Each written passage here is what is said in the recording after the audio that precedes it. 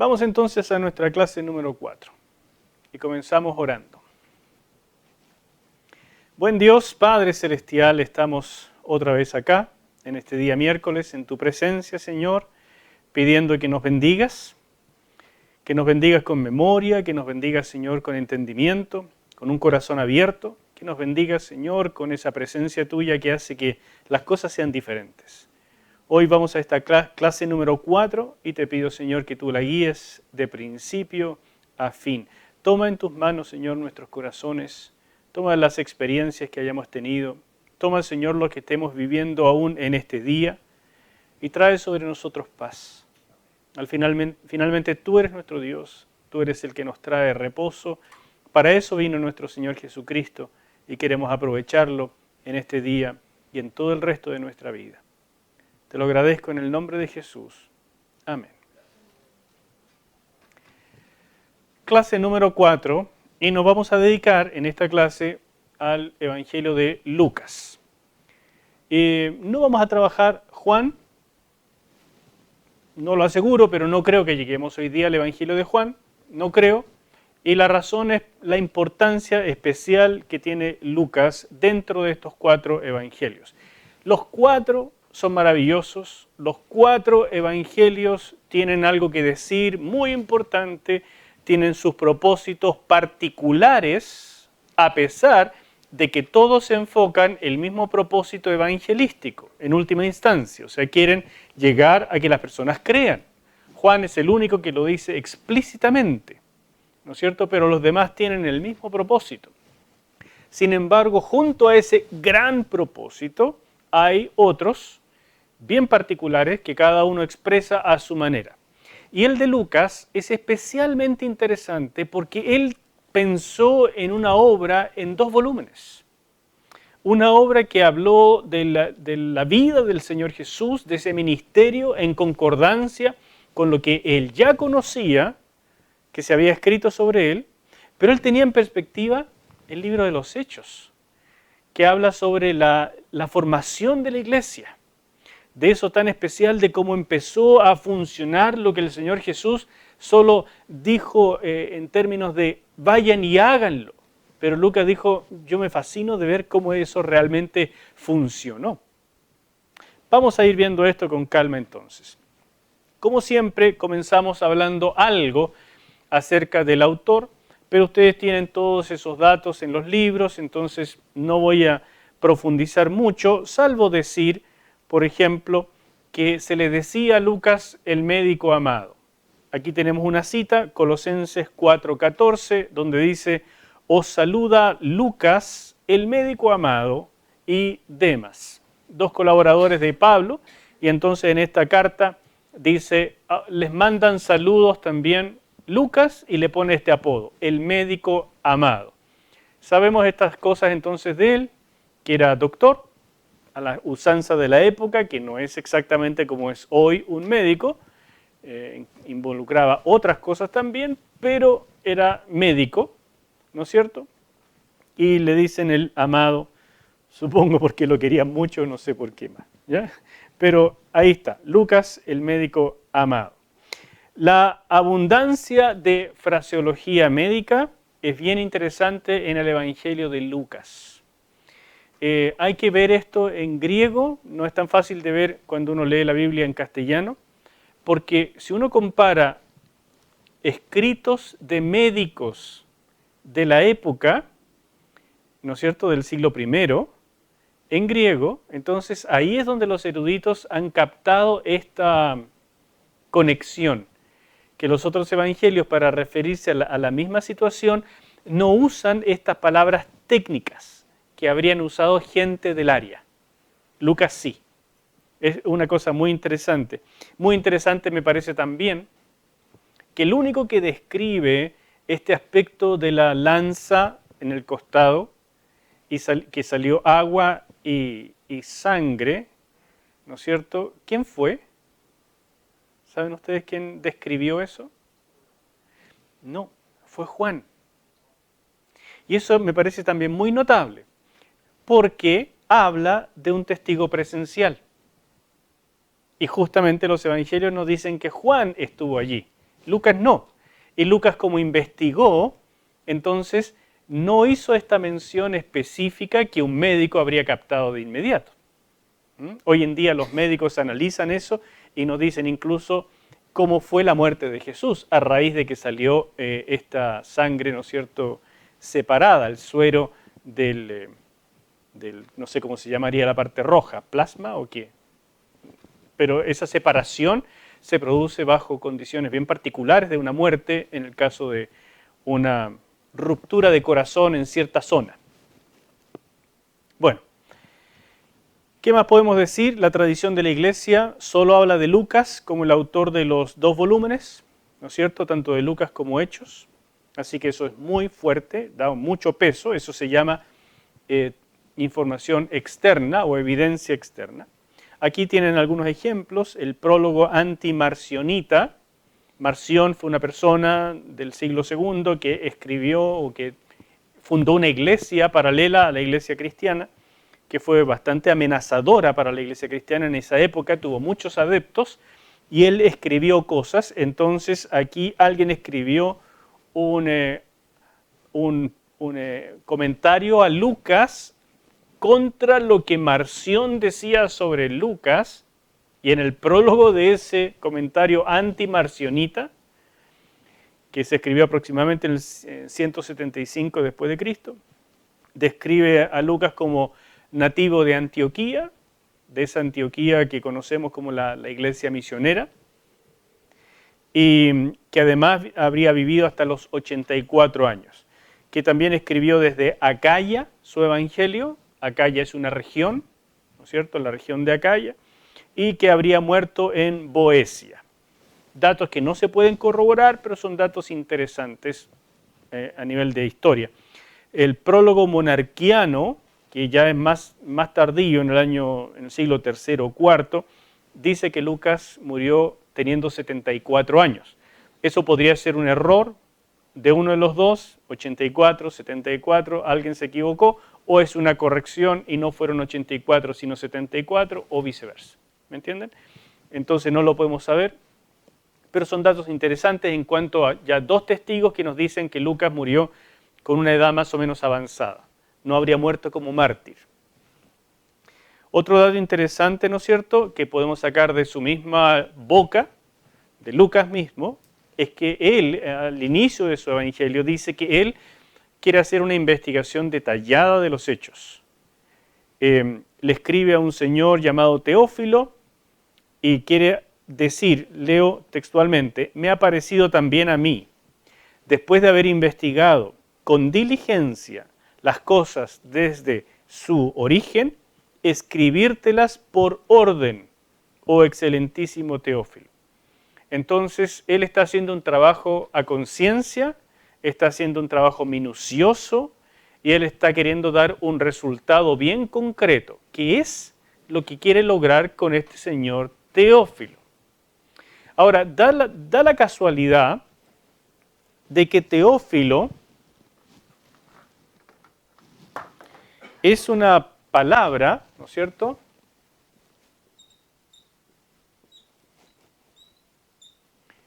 es un nombre griego, totalmente. Así que lo primero que sabemos es que era gentil. Otra cosa, al llamarlo excelentísimo, es que debe haber sido una persona de alcurnia. Inclusive, seguramente con plata, a lo mejor el que financió la escritura del Evangelio, porque definitivamente no cualquiera compraba un rollo y lo lograba todos los medios y el tiempo para escribirlo. Eso son cosas muy caras en aquel entonces.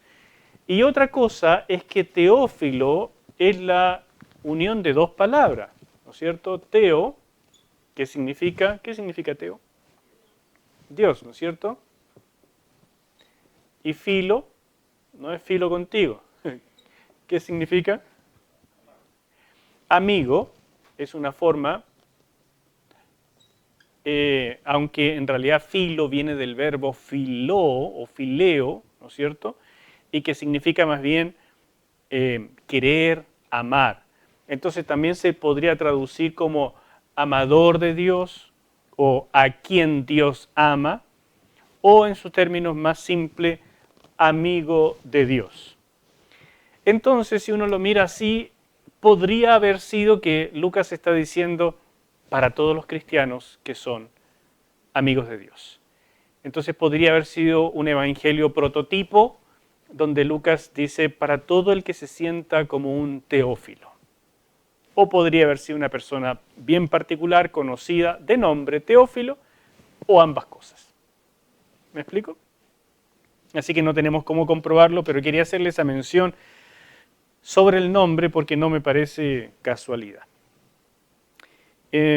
Otra cosa muy interesante es que Lucas debió ser un gentil, un no judío. Este pasaje de Colosenses capítulo 4, versículos 10 hasta el 14, anteriormente vimos el versículo 14 solamente donde está la despedida, o el saludo, pero antes de eso, Pablo hace algo muy interesante que tal vez ni siquiera lo hizo con mucha intención, pero claramente separa a Lucas de las personas de la circuncisión.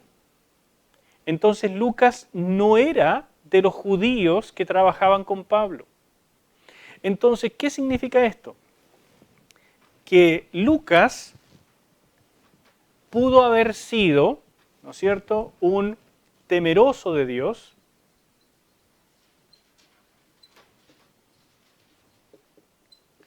que era la forma en que se conocía a los gentiles que creían en la predicación del judaísmo y por tanto en el Dios de los judíos. Cuando estos hacían el proceso completo para volverse judíos, se les llamaba entonces prosélitos. ¿Te fijas? Por ejemplo, el centurión de Hechos capítulo 10, al cual va Pedro a predicarle, ese es un temeroso de Dios. Él no ha hecho el proceso para volverse judío, no es un prosélito. ¿Saben cuál es el proceso para volverse un prosélito? ¿Lo recuerdan eso? No quiero adelantarme porque pasaremos un buen tiempo con el libro de los Hechos. Pero a lo mejor son cosas interesantes para que ya la vayan manejando. Es importante saber estas cosas porque la gente pregunta, ¿no es cierto? Y porque en el fondo nos habla de la época. Para ser prosélito una persona tenía que aceptar hacer tres cosas. Uno era ofrecer un sacrificio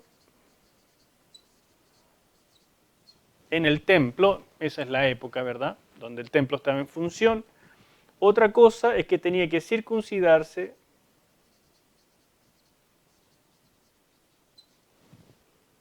los varones, obvio.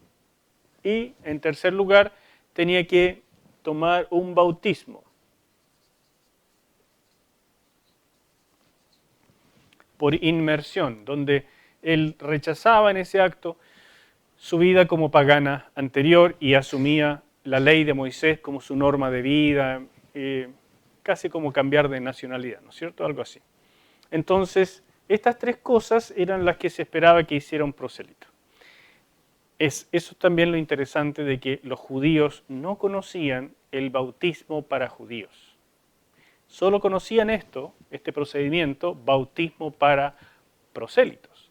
Entonces, cuando Juan el Bautista vino bautizando al pueblo de Israel, diciendo, arrepentíos ustedes y muéstrenlo a través de un bautismo, ellos entendían que había una alusión a esto, pero ellos no lo necesitaban porque eran judíos, pero significaba renegar. El bautismo para ellos era renegar, para tomar algo. Entonces sabían que significaba renegar de su vieja manera de vivir para estar preparados para la nueva, que es la venida del reino. ¿Se fijan? Y cuando Jesús entonces bautizó, aunque dice que no bautizó él sino sus discípulos, sigue la misma tradición, pero cuando después Jesús ya ascendió y comenzó la iglesia hasta hoy a bautizar, entonces para los judíos es claramente una indicación de dejar el judaísmo para entrar a esto nuevo. Y con los gentiles a veces no hacemos esta distinción tan clara, pero debería quedar claro en un bautismo y debería quedar claro en los manuales que usamos para bautizar, que el bautismo significa un renegar públicamente de la vida anterior para asumir con pleno compromiso y convicción de ahí en adelante una nueva forma de vida. ¿Se fijan? Hago esta pequeña mención, aunque no es el tema de ahora del Evangelio de Lucas. Todas estas cosas las veremos con un poco más de detalle cuando lleguemos a Hechos, pero esto es Teófilo.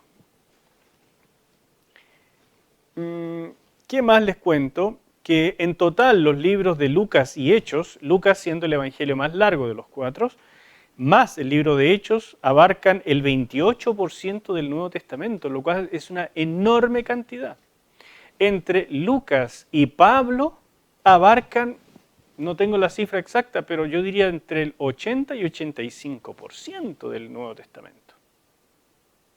Y eso es tremendo, porque además si entendemos que Lucas era el compañero de viaje de Pablo, entonces Lucas está dando también una teología paulina, si ustedes quieren. Entonces nos damos cuenta que el Nuevo Testamento es tremendamente paulino. Y que si no entendemos la teología de Pablo, no estamos entendiendo básicamente la teología cristiana. Eso no significa que Lucas esté en desacuerdo con Mateo, con Marcos y con Juan. No, por el contrario, hay mucha armonía. Pero claramente hay una línea. Y es fascinante, por eso quiero ir un poco más lento con Lucas, porque es fascinante ver a Pablo un poco dentro de Lucas. Tanto en el Evangelio como en Hechos. Y uno se pregunta, ¿pero qué tiene que ver Pablo en el Evangelio de Lucas que habla del Señor Jesús? Bueno, porque Pablo habla del Señor Jesús, pero habla de cierta manera, con cierto énfasis y para decir ciertas cosas. No es una descripción biográfica con cada detalle, ¿no es cierto? Eso es evidente al leer los evangelios. Son cosas bien particulares que ellos toman y colocan para un efecto. Y eso es interesante de descubrir. ¿Me siguen? Y lo último, para esta introducción, decirles que aproximadamente entonces Lucas se tiene que haber escrito en la década del 70, algunos dicen 80, yo no creo que se haya pasado para el 80, por ahí por el 70, y que como fuentes nosotros ya hemos averiguado, hemos visto que habría sido en primer lugar el Evangelio de Marcos, del cual sigue el bosquejo general, igual que Mateo, habría usado una fuente Q, se llama Quelle, ¿no es cierto?, porque hay unos 250 versículos que son comunes entre Mateo y Lucas, que no están ni en Juan ni en Marcos, que vienen de alguna otra parte y que son tan parecidos entre ellos que entonces tiene que haber sido una cosa que sacaron de una misma parte, o por lo menos se pusieron de acuerdo de alguna manera.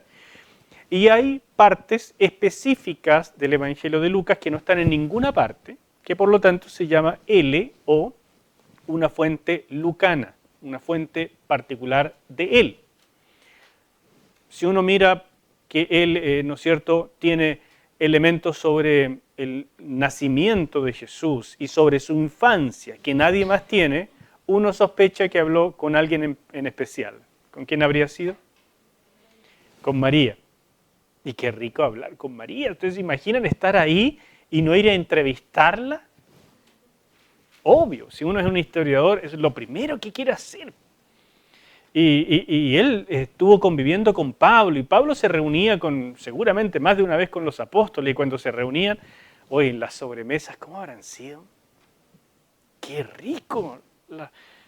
Todas las cosas que fue averiguando. Entonces, esta fuente, si uno quiere, para ponerla formalmente, pero que pueden ser simplemente cosas así tan ricas como una sobremesa, y que a lo mejor él, con su orientación más profesional, más médico, más historiador, la fue anotando y guardando como un tesoro.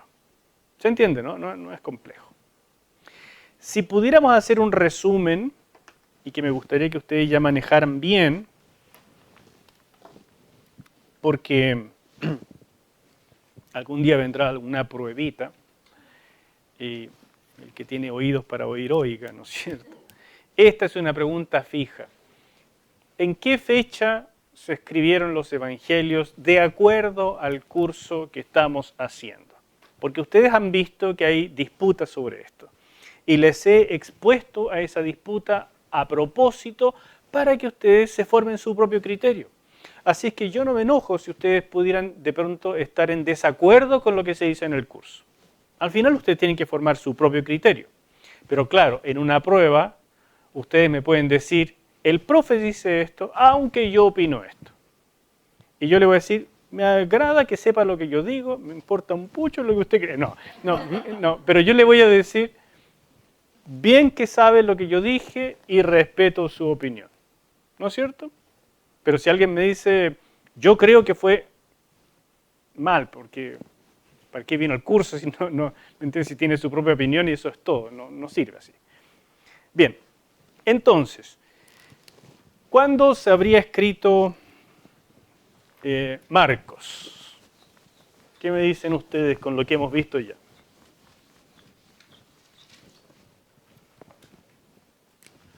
Marcos, de memoria, chiquillos, ya. Claro.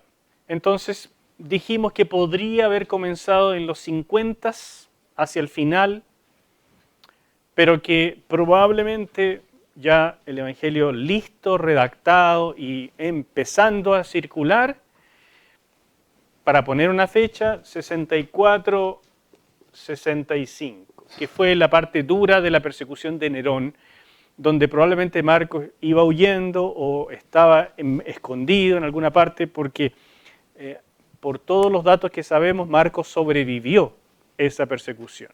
No así Pablo y Pedro, que murieron durante esa situación. Más o menos por ahí por el año 66. Entonces Marcos habría sido el primero.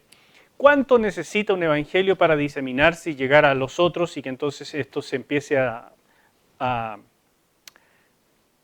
digamos que Mateo recibiera el evangelio y dijera, chuata, qué interesante esto, yo voy a hacer el mío también? No es tan rápido las cosas como hoy, pero tampoco es tan lento, porque yo creo que estas cosas habrían llegado con más prontitud a los lugares donde uno quiere.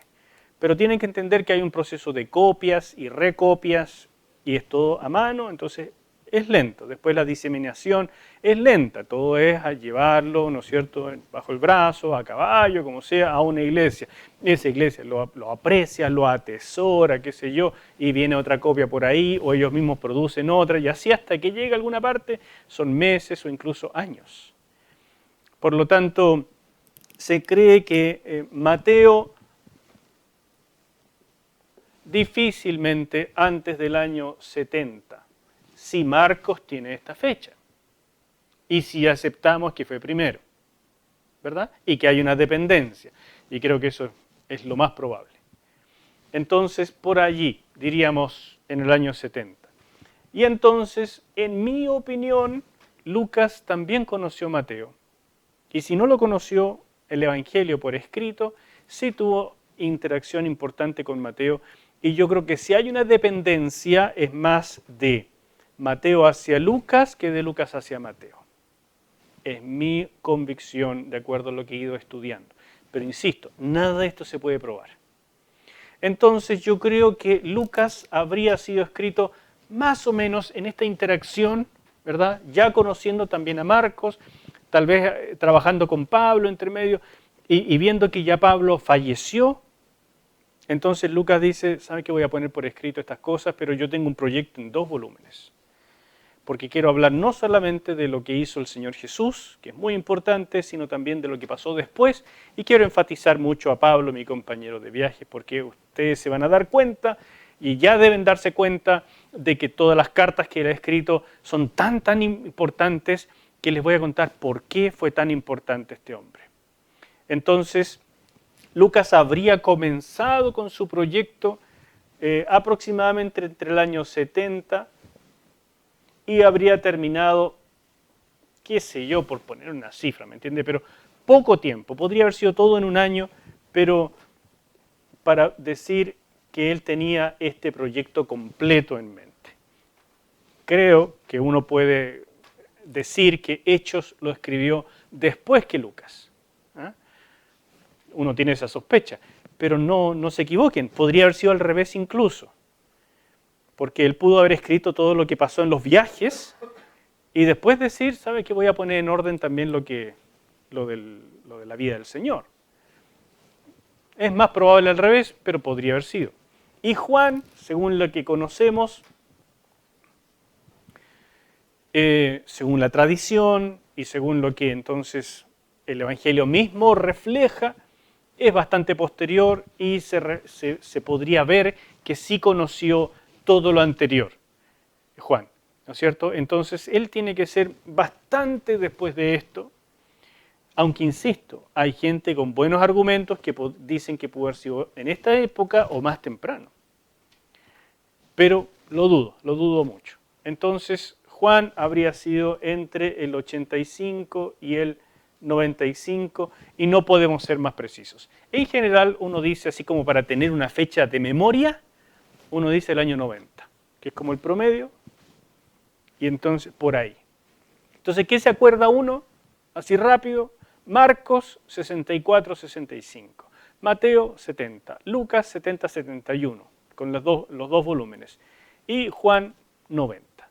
Forma fácil, pero que es muy importante. Y ustedes creo que con lo que hemos ido viendo, se dan cuenta de la importancia de situar esto en su ambiente histórico, no solamente ahora de lo que dicen históricamente, sino del ambiente en que fue producido esto.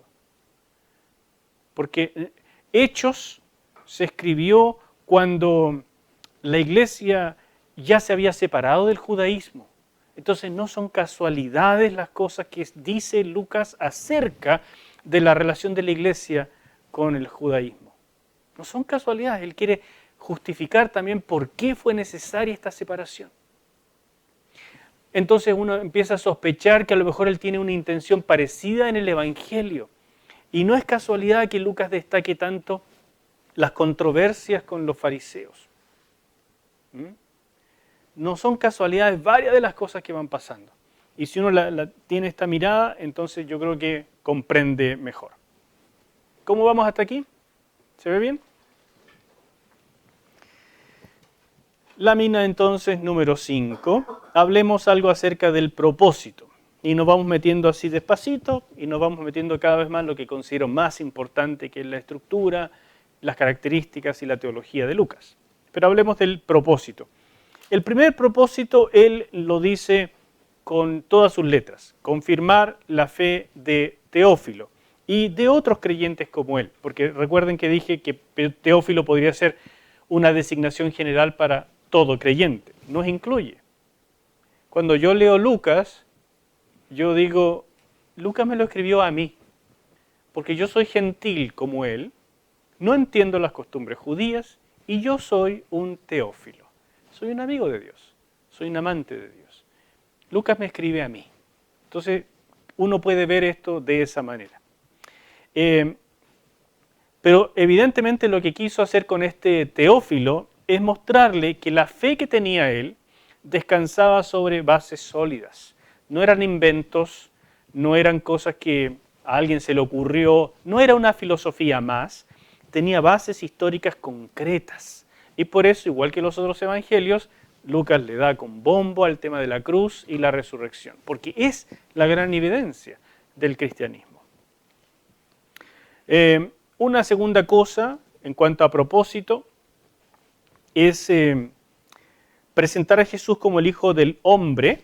Por eso la iglesia temprana le colocaba a Lucas esta imagen del becerro. ¿Se acuerdan que se lo mostré en algún minuto? Porque Lucas habla de Jesús como el Hijo del Hombre que viene a dar la vida. Es como el cordero o el becerro para el sacrificio. ¿Quién es el que nos va a presentar a Jesús totalmente divino, magnífico y chorreando gloria? ¿Quién? Juan, ¿no es cierto? Lucas, en cambio, nos quiere presentar al Hijo del Hombre, pero no así a secas, sino el Hijo del Hombre rechazado por Israel. lo que implicó la llegada del Evangelio a los gentiles, y por eso él lo une con Hechos. ¿Ve? Lucas escribió en una época en que la iglesia ya se había separado del judaísmo y experimentaban gran hostilidad por parte de la comunidad judía. Por otra parte, el incipiente movimiento cristiano competía con creencias y filosofías del mundo greco-romano. Teófilo y creyentes como él debían entender por qué el cristianismo era realmente la verdad y no solo una alternativa más. No era una opción. O sea, yo creo esto, tú crees esto y tú puedes creer en el cristianismo y seguimos amigos. No, los cristianos fueron muy radicales en eso y eso le causó gran problema. Creer en Cristo significa dejar todo lo demás. Y esa elección, esa decisión fue en definitiva lo que trajo la persecución sobre el cristianismo. En un imperio que era eminentemente sincrético, o sea, juntar todos los pensamientos y todo vale. Mezclemos todo y no peleemos. Y que los dioses del Olimpo griego que fueron metidos en el imperio romano sirvieran como base de unidad, porque creyendo todos lo mismo, defendemos todos lo mismo. ¿Se fijan? Si alguien no cree en los dioses, no va a tener interés en defender al imperio que protegen esos dioses. Eso ha sido así en toda la antigüedad. Entonces, aquellos que renegaban de los dioses eran considerados ateos, o sea, contra dioses. Y a los cristianos se les llamaba ateos. Mueran los ateos, porque eran los que estaban contra los dioses. Entonces, eso fue la razón inicial, principal, de la persecución contra el cristianismo.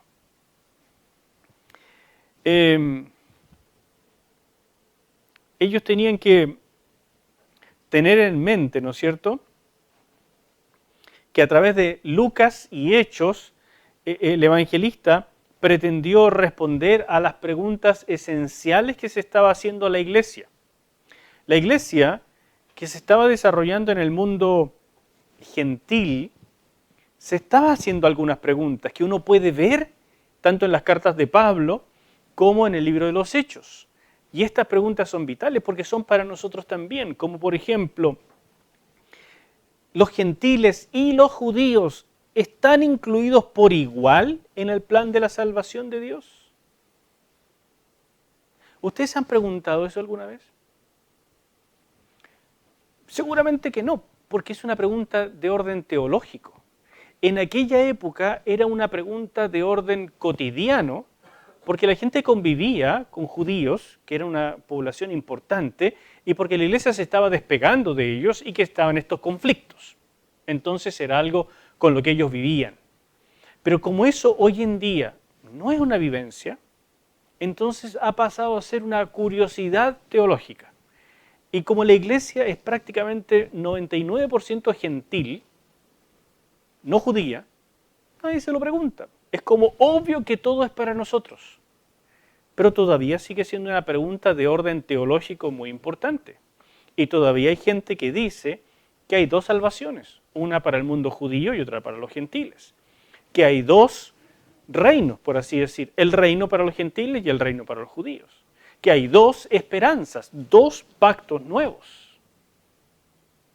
Entonces, cuando uno habla de teología, si quiere entender dónde estamos parados, esa es una pregunta muy importante. Y a la larga, ustedes a través de estos cursos deben poder responder eso con mucha precisión. Porque es importante para sus vidas, son la base de nuestra fe y es importante también para lo que enseñan. Entonces, ese tipo de preguntas eran así. ¿El plan de Dios seguía en acción a pesar del rechazo de los judíos? Porque era evidente que Jesús vino a su pueblo, pero los judíos lo rechazaron. Entonces, ¿qué pasó? ¿Qué pasó con el reino? ¿El reino se fue a las pailas? ¿No vendrá nunca más? ¿Qué podemos esperar? Era una pregunta vital. ¿Cómo calza la cruz y la resurrección en el plan de Dios? Piensen que ahora estamos entre gentiles para los cuales la resurrección es imposible. ¿Recuerdan el caso en el libro de los Hechos donde Pablo le predica a los atenienses y él está hablando y cuando llega al punto de la resurrección la gente se empieza a reír y le dice, otro día te escucharemos?